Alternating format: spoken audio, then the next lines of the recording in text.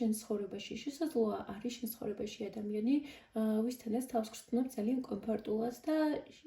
გაქვს შანსი, რომ ძალიან კარგი ურთიერთობა აწყო, რომელიც მომავალში გადაიზრდება კიდევაც ოჯახში და უფრო მყარ ურთიერთობაში. თუმცა შენში არის ძალიან ბევრი შიშები, შფოთვა და თითქოს შენ თავს აჯერებ, რომ იცი ეხლა არ არის ამის დრო, ეხლა ჯობია კონცენტრირდე ჩემს საქმეებზე, ჩემს მომავალზე, ჩემს კარიერაზე, ხო? როგორც შჩვევიათ ხოლმე ადამიანებს, შენს თითქოს შენს კარიერას და მომავალს გაცილებით წინ აყენებ, ვიდრე პირად ურთიერთობებს. აქ ასევე ჩანს სიტუაცია, რომ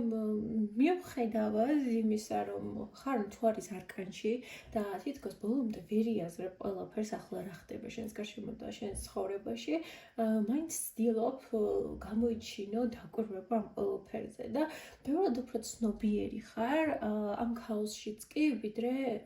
სხვა ადამიანი იქნებოდა რა ესეთ სიტუაციაში, იმიტომ რომ მთვარესთან ერთად ამოდის დაკიდებული კაციც და დაკიდებული კაცი არის ადამიანი, რომელიც განსხვავებული პერსპექტივიდან უყურებს სამყაროს, რომელსაც არ ეშინია საკუთარი შიშების დანახვის, საკუთარი სისუსტეების დანახვის და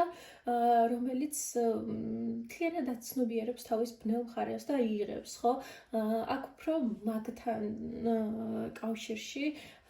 ესე აღვწერდი ამ სიტუაციას. და თითქოს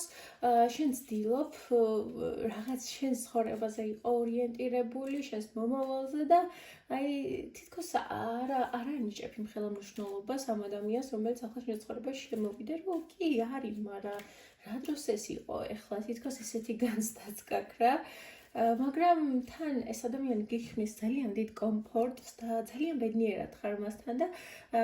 თითქოს გეხმარება, რომ შენი ყოველდღიურობა არ მოიცავდეს მხოლოდ რაღაც ყოველდღიურ საქმიანობას, რუტინას და თითქოს რაღაცნაირად ალამაზებს შენს ყოველდღიურობას ეს ადამიანი და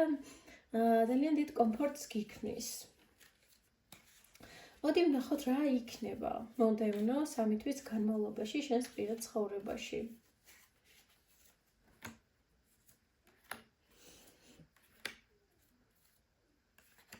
მომდევნო 3 თვის განმავლობაში აქ ჩანს, რომ ამ ადამიანზე შენ გააგრძელებ დაკვირვებას, დააკვირდები როგორ არის შენს მიმართ განწყობილი, რა გრძნობები აქვს,